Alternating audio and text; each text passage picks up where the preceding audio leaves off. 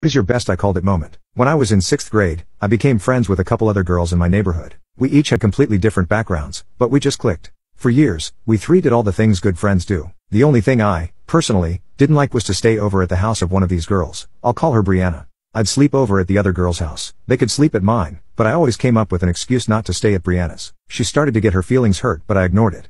Then when we were all about 16, somebody got a hold of liquor, and we all sat around drinking. Being drunk, we got into a little debate about who is better friends with who, and I was somehow accused of not liking Brianna as much as the other friend because I wouldn't spend much time at her house. Since I had zero filter at that moment, I blurted out, "Brianna, it isn't you.